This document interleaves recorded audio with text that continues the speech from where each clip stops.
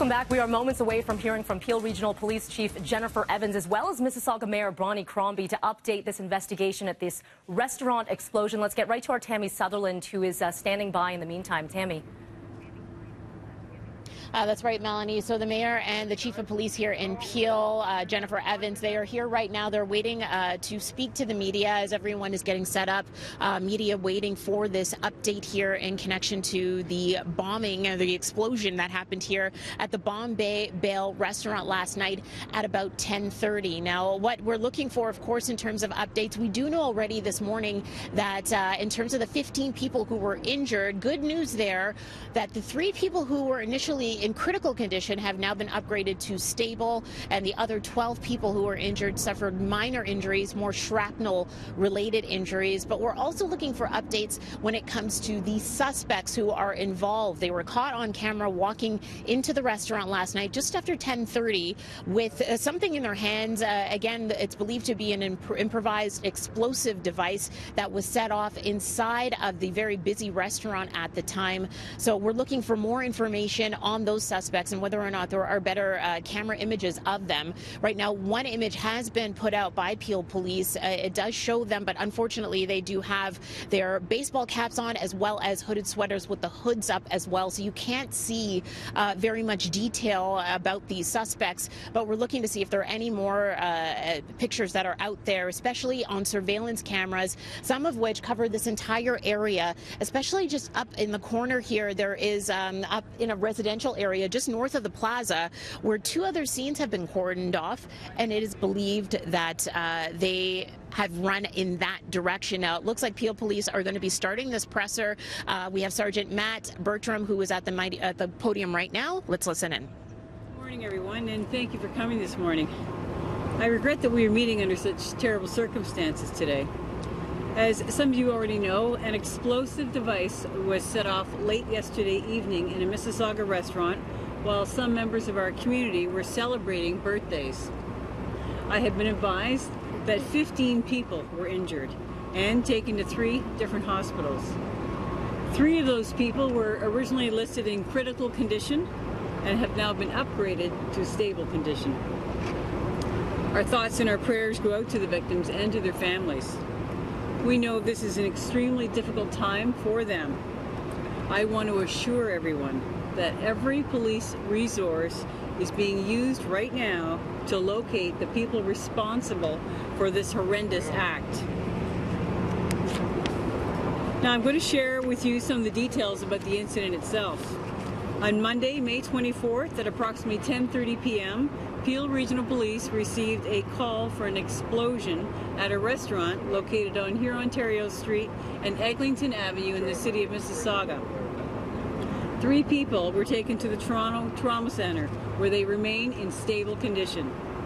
Those victims include a 35-year-old man from Brampton, a 62-year-old woman from Mississauga, and a 48-year-old woman also from Mississauga. The other 12 victims range in age from 23 to 69 and were taken to local hospitals with injuries and have been since treated and released. 2 men wearing hoodies were seen entering the restaurant with an IED, which is an improvised explosive device. The men were seen fleeing the scene immediately following the explosion. Police across the GTA have been notified and are now looking for these men. The first man is described as 5'10" to 6 foot, has a stocky build, and is in his mid-20s. He has light skin, was wearing dark blue jeans, a dark colored zip hoodie, a baseball cap with a light gray peak, and his face was covered with a dark cloth. The second male is described as 5'9" to 5'10", fair skin, thin build, wearing faded blue jeans, a dark zip-up hoodie with a brass-colored zipper, and the hood pulled up over his head, a gray t-shirt, and dark-colored skate shoes. His face was also covered with dark material. Photos of both of these men can be found on our website at www.peelpolice.ca. We need the public's assistance to help us identify these men. I urge anyone who may have information about this incident or who was at or near this restaurant at the time of this incident to please contact Peel Regional Police 12 Division, which is at 905-453-2121, extension 1233. Please understand that this investigation is in its early stages, and we are doing our best to share what information we have as it becomes available. We appreciate your assistance and your patience. Thank you. We told that there may have been 2 devices planted, but only one went off. Can you comment on that at all? I have no information on that. I was told that one IED was brought in and used. What's the next steps, Chief, for the investigators? Right now, we are liaising with our policing partners in Toronto, York, Halton, Durham, the OPP, RCMP.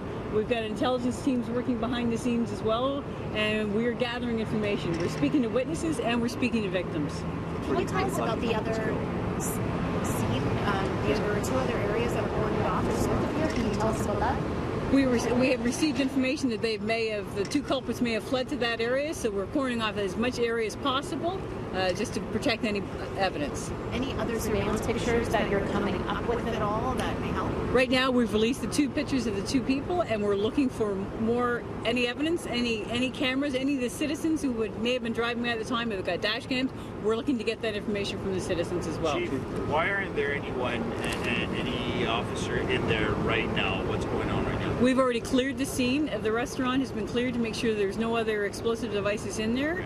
And to say we're right now just getting paperwork and getting warrants information so we can do a proper investigation. What can you tell us about the bomb, about what it might have been made out of, how it was fashioned? Right now, I can't provide you any information on that because we're still really early in the investigation. Bring a bomb inside of a restaurant with customers that people still in there. That's pretty suspicious.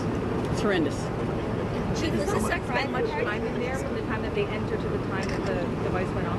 Not that I'm aware of. And that device is what's seen in the suspect's hand as they're walking in that surveillance picture? It's early in the investigation to find out. I'm not really sure exactly, but that's what we believe, yes. Chief, was this a private party, a private birthday party? These are 2 separate parties going on within the restaurant, yes. Is it believed that it was specifically targeted towards these people? At this time, it's too early to tell at this time. We heard that one may have been a children's birthday party. I know you read out the ages. It doesn't seem like kids are... I'm aware that there were children in the restaurant at the time. Fortunately, they were not injured, so they were not listed in the list of people taken to the hospitals. Do you know what range and age the children were? I know they were under the age of 10. How many people total between the 2 parties? Do you know how many people might have been in staff, I guess, as well? Right now, we had staff in the restaurant. We had 15 people taken to hospitals. We also had people we believe that may have left as soon as the event occurred. So we're looking for them to either return or to contact us as well. Any idea if this is a hate crime or terrorism? There's no indication that this is a terrorist act, no indication that this is a hate crime. At this time, we haven't ruled anything out as we start our investigation. Do we know if they fled on foot, in a vehicle?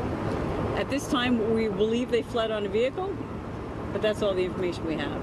The Indian consulate has set up a hotline, and it's rare that you see something like this happen when there is an incident at any restaurant in the GTA. Any indication why they're doing that? I think we're getting contacted. I think it's just a sign of support for the community, and we have a really strong network in our community, and I think everyone is reaching out. So, Mayor Crombie, did you want to speak to that? Certainly the Consul General for India has reached out to me as well for any information, but of course we haven't released any names of any of the victims. Let me just say, if I may, that my thoughts and prayers are with the victims. I'm thankful that there were no fatalities. This is certainly not anything you would expect to happen in Mississauga, not my Mississauga. This is not the Mississauga I know. I will say that this is a heinous crime that's been committed. I want to thank Chief Evans and all the first responders that were on hand late last night and who have been working throughout the night and early into the morning for looking after the victims and being so diligent. Police are actively investigating the scene, as you can see, and we ask that anyone with any information please come forward and tell the police. Certainly the people who have done this need to answer for their crimes and they need to be brought to justice. Thank you. Chief, you said that did you say the suspects took off in a vehicle? We're not sure at this point. We're not ruling anything out at this point. So you don't have a description of a vehicle you could share? No, we do not. Chief, what about surveillance video inside? Do you have is there some good footage that you investigating? Or? We have photos. We're on our website right now, so we're looking at all the other evidence right now. But was there surveillance, like cameras in the restaurant? I can't confirm that, no.